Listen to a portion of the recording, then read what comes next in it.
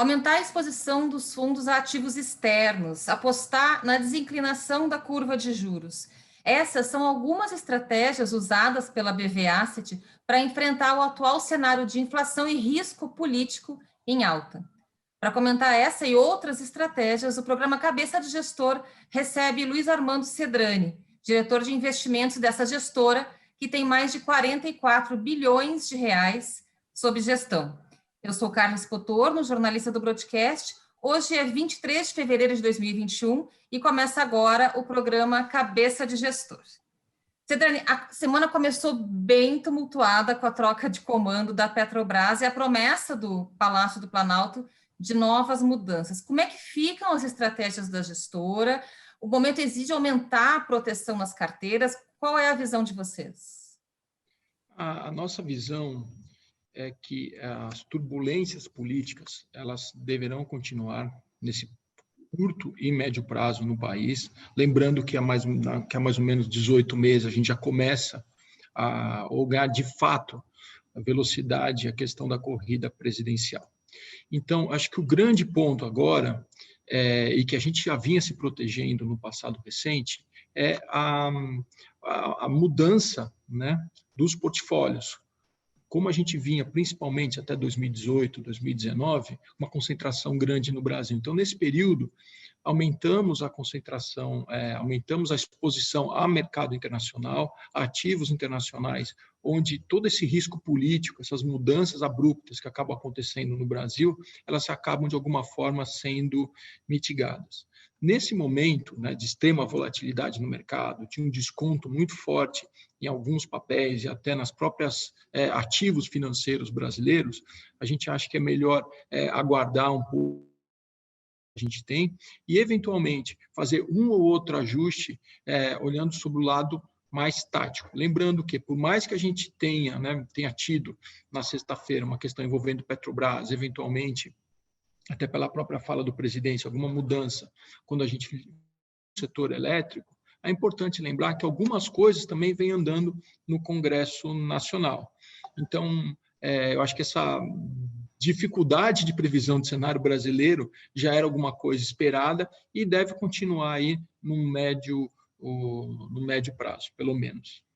Em relação às estatais, nos fundos, claro que tem nos fundos de gestão ativa, que tem essas ações, vocês buscaram algum tipo de proteção, zeraram posição nessas Petrobras, Eletrobras, Banco do Brasil, esse pacote estatais?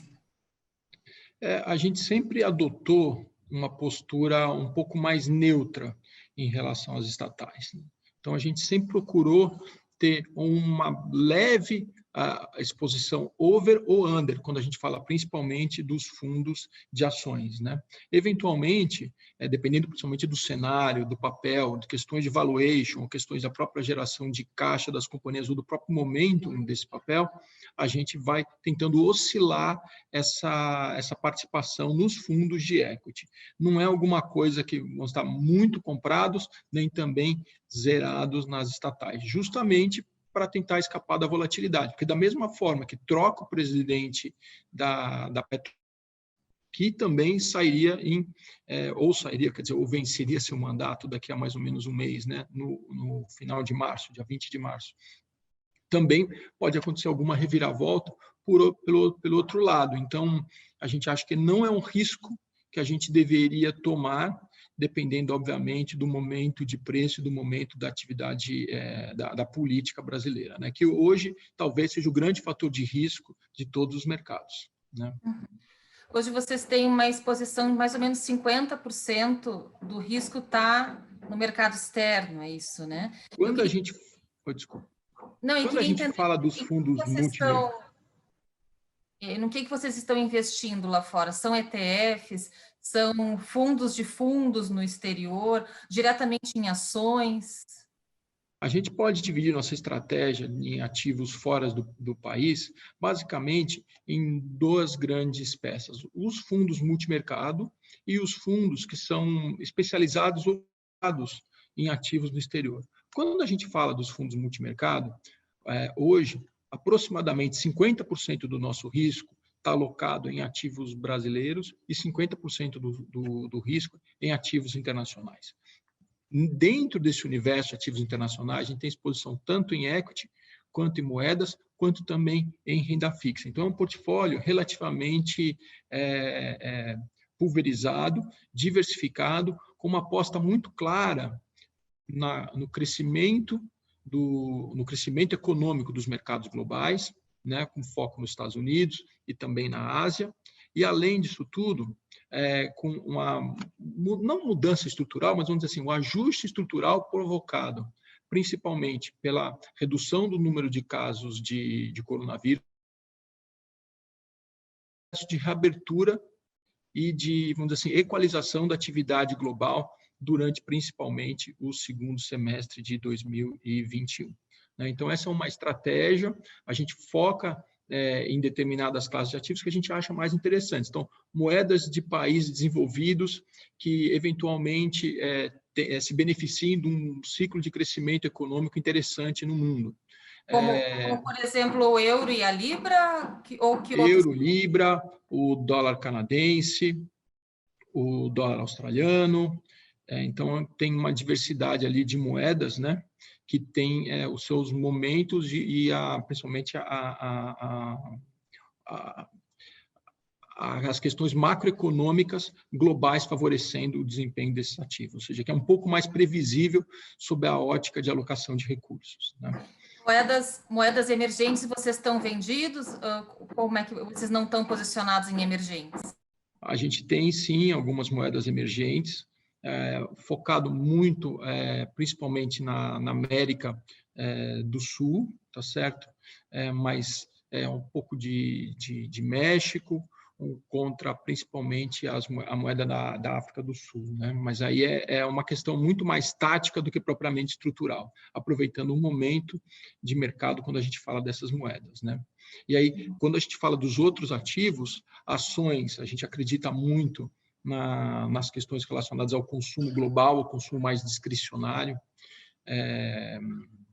mas não discricionário, que a gente acha que é mais forte ao longo do tempo, né? E também a gente tem apostas no aumento ou na volta da taxa de juros para padrões um pouco mais normais do que aqueles que a gente viu durante o período de pandemia, né? Ou seja, Treasury batendo 0,50, 0,60, a gente acha que esse movimento não é sustentável e tem uma volta para uma taxa de juros relativamente saudáveis, por mais que ainda o ambiente global deva ser de extrema liquidez, que o ambiente global deva ser ainda de taxas de juros ainda muito baixas. Então, é mais uma volta, um retorno das condições pré-pandemia. Por mais que o ambiente econômico, de maneira geral, ainda esteja não tão forte, né? O Fed, mesmo hoje, né, o presidente do Fed já falou um pouco que demorará tempo e que as coisas tem tempo para o pleno emprego voltar, para a economia voltar e para a inflação estabilizar num patamar que ele acha razoável, que é em torno dos 2%. Isso que eu queria te perguntar, o quando, né? Vocês veem essa volta, digamos, essa normalização de juros no mundo e olhando muito os Estados Unidos, isso para o final desse ano, depois da fala do Powell hoje, para o ano que vem, qual é o horizonte de vocês? A gente acha que é para o ano que vem. No Brasil, a gente acha que começa esse ano, né? Estados Unidos é mais para o ano que vem, se for ano que vem. Aí vai depender muito de como os indicadores econômicos reagirão, né? Porque se a gente for olhar única e exclusivamente a Bolsa está nas máximas, né? Ou muito próximo das máximas, né? Das máximas, inclusive, históricas. Quando a gente olha na questão de população ocupada, o nível de emprego, ou até mesmo da própria inflação, né, por mais que ela esteja relativamente subindo um pouco, você vê que tem algum caminho ainda para as economias andarem até se estabilizarem. Então, esse processo de estabilização das economias, de não necessariamente o pleno emprego, mas um nível de emprego mais elevado, a gente acha que demora algum tempo e ainda dependerá de política monetária e política fiscal, auxiliando o desenvolvimento das economias. Então, o que acontece é quase uma acomodação. E também considerando que a vacinação nos Estados Unidos, no hemisfério norte, devem estar aí chegando nos níveis satisfatórios no meio do ano já, julho, junho, né, agosto, digamos. Eu queria que você contasse um pouquinho da visão que vocês têm para a inflação no Brasil. Você já mencionou que, assim como todo o mercado, vocês esperam já o aumento da Selic agora para as próximas, não na próxima de março, mas em maio, né, que vocês esperam aumento da taxa de juros. O relatório de mercado Focus dessa semana mostra a Selic a 4% no isso dita, né? O que isso sugere para a estratégia em juros futuros de vocês? A grande expectativa aí, a gente tem uma discussão muito grande lá na BV Asset, né, sobre a questão do timing dessa puxada de juros, né? Se já começa agora em março, se isso acontece em maio, né? Acho que o certo, eu acho que isso é uma unanimidade, inclusive no mercado, é que durante o primeiro semestre já começa esse processo, que nem se for chamar assim de alta de juros, mas normalização das taxas de juros no Brasil, né? No cenário base nosso, a taxa de juros, a Selic, termina o ano em alguma coisa próximo de 4, a gente já vinha com 4 já de um tempo para trás, né? O relatório Focus agora já cravou aí que por volta do 4, já mostrou isso. Então, a gente não acha que deva ser muito mais que isso. A gente acha que a taxa de juros no Brasil ela tem que continuar, a taxa de juros principalmente a real, né? No ambiente ainda muito estimulativa, assim como no mundo de maneira geral. Entretanto, a necessidade de juros mais altos no Brasil para equilibrar um pouco o ambiente econômico, quando a gente fala principalmente de câmbio, quando a gente fala principalmente da alocação de recursos mais eficiente na economia. Então, deve ser muito mais próximo de 4, 5, do que propriamente do 2 que a gente viu agora. Lembrando que o 2 foi colocado numa época em que se achava que a inflação no Brasil ia ficar próximo de 1% ao ano, e se não se sabia o nível de atividade econômica, né? Então, lá no meio, mais ou menos em meados de 2020. Né? Então, é mais um processo de normalização. Sim, e o que a gente vê é um descompasso muito grande entre os preços no atacado, quando a gente vê as evidências no IGPM e o IPCA. Essa semana a gente tem IPCA 15, vai dar um aí de como é que está esse segundo mês de 2021. Isso, E mesmo com a inclinação da curva de juros ontem, por conta dessa turbulência política que a gente viu aí em razão da intervenção na Petrobras, vocês continuam com a aposta na desinclinação da curva de juros, entendendo que Selic aumenta agora, traz mais para perto essa inflação mais alta, ou vocês assim mudaram um pouco a aposta nessa desinclinação da curva de juros longos? Não, esse continua fazendo parte das nossas apostas. A gente acha que o mercado, principalmente pelo risco fiscal, né, ele vem precificando uma alta muito forte da taxa de juros no Brasil. A gente acha que isso, em algum momento do tempo, vai acabar sendo endereçado, né?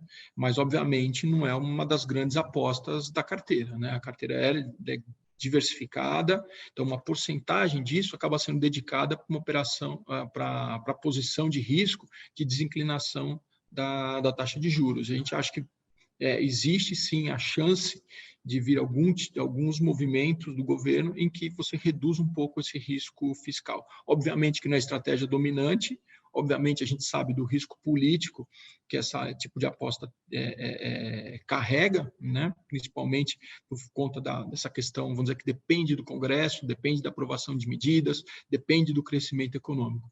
Mas se der tudo certo, a gente acha que o prêmio embutido na curva é um prêmio grande. Sim. E quando você fala de alguma ação se concretizar para reduzir o tamanho desse risco fiscal que a gente tem hoje, é ainda no ano de 2021. Ainda no ano de 2021. É só eleição? Isso, ainda no ano de 2021. Né?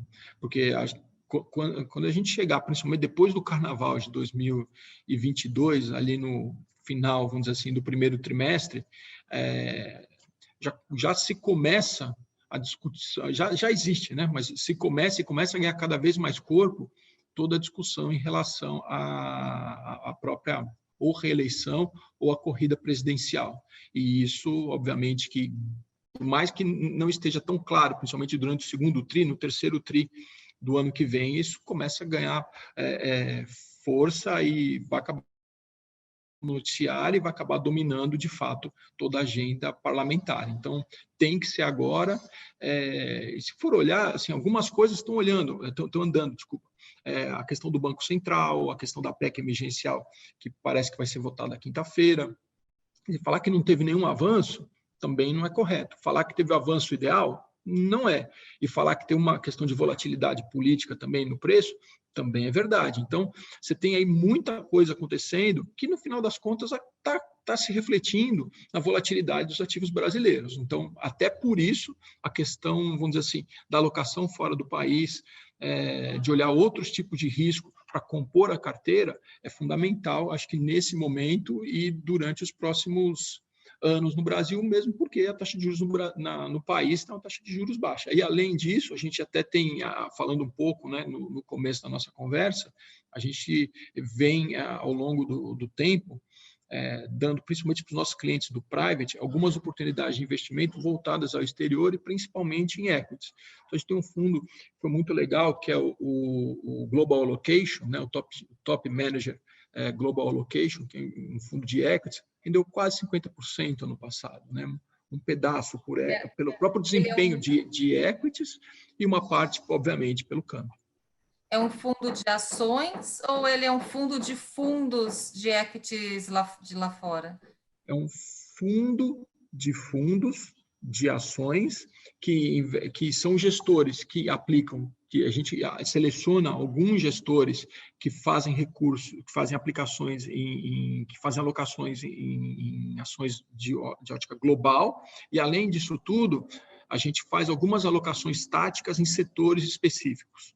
Então, a gente pode comprar um ETF de tecnologia, um ETF de consumo, um ETF de energia. Então, aí depende, mas são muito mais alocações táticas do que propriamente o core do fundo, que é justamente uma visão fundamentalista de longo prazo e das empresas globais, né, que acabam tendo um peso relevante. Esses ETFs, esses setores que vocês estão posicionados hoje, são quais? São tecnologia mesmo, como você mencionou? Quais são os setores da vez, assim, para essas posições táticas? A gente gosta de tecnologia, a gente gosta do consumo não discricionário e a gente também tem um pouco do índice puro, né, do S&P, para completar a exposição em equity, que são posições mais rápidas, né? Que é mais rápido de entrar e sair. Quando a gente seleciona um gestor, a gente fica bastante tempo, alguns anos, né, com esse gestor nessa posição, mas a gente tem sempre alocações um pouco mais táticas e acabam sendo feitas em ETFs específicos. Mas são esses três que a gente tem hoje.